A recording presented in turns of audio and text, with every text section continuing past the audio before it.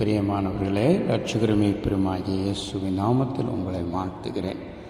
இன்றைய தினத்தின் தியானத்துக்காக எடுத்துக்கொள்ளப்பட்ட வசனம் மத்தேயு 25 அதிகாரம் 23 வசனம். செய்தியின் தலைப்பு கொஞ்சத்தில் உண்மை.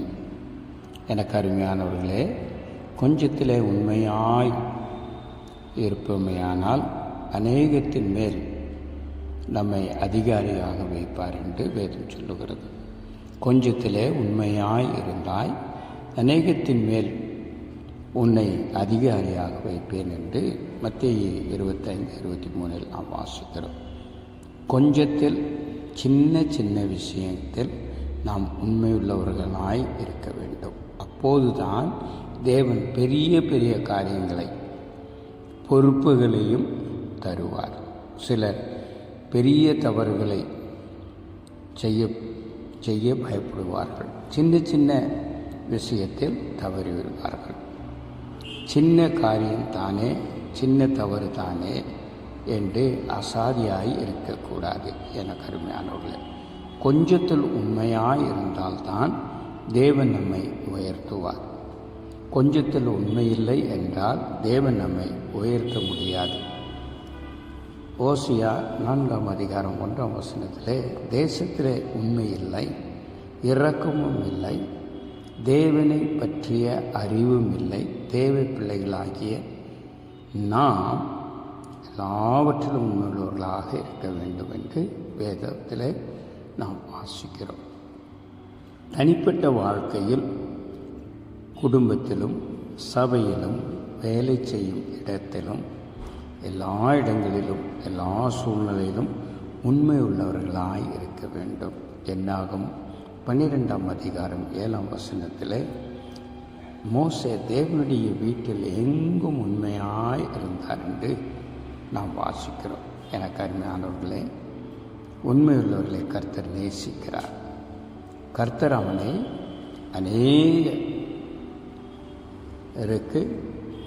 அதிபதியாக உயர்த்தினார் என்றும் நாம் பார்க்கிறோம். மோசே தேவனுடைய வீட்டில் எங்கும் உண்மையாக இருந்தானாம். அதன் நிமித்தமாக அவனை அநேகத்துக்கு அதிகாரியாய் உயர்த்தினார் என்று வேதத்தில் வாசிக்கிறோம். கர்த்தரை தேடுவதிலும் நாம் உண்மையாயிருக்க வேண்டும். கர்த்தரை ஆராதிப்பதிலும் உண்மையாயிருக்க வேண்டும். வேதத்தில் வாசிக்கும் போது தானியேல் 3 அதிகாரம் 17 வசனத்தில் 17 நாம் வாசிக்கிறோம், நாங்கள் ஆராதிக்கிற தேவன் எங்களை தப்புவிக்க வல்லவராய் இருக்கிறார் என்று சொல்லி சாத்ராக், மேஷாக், அபினேகோ என்பவர்கள் கர்த்தரை ஆராதிப்பதில் உண்மையுள்ளவர்களாய் இருந்தார்கள்.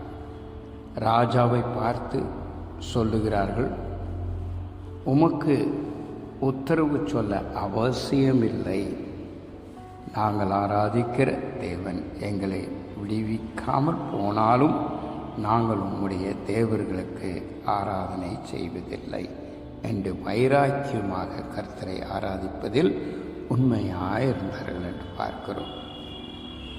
ராஜா அவர்களை பாபிலோன் தேசத்தில் உயர்த்தினார். காரணம் என்ன? உண்மை உள்ளவர்களாய் இருந்தது நிச்சயமாக. எனக்கு அருமையானவர்களே, நாம் உண்மை உள்ளவர்களாக இருக்க வேண்டியது அவசியம். உண்மை உள்ளவர்களை கர்த்தர் உயர்த்துகிறார். கர்த்தருக்கு அது பிரியமாக இருக்கிறது. உண்மையுள்ளவர்கள் பரிபூர்ண ஆசீர்வாதத்தை பெறுவார்கள். அதாவது முழுமையான ஆசீர்வாதத்தை பெற்றுக்கொள்வார்கள். உண்மையாயிருங்கள், கர்த்தர் உங்களை உயர்த்தி ஆசீர்வதிப்பார். தேவன் தாமே உங்களை ஆசீர்வதித்து வழி நடத்துவாராக. ஆமென்.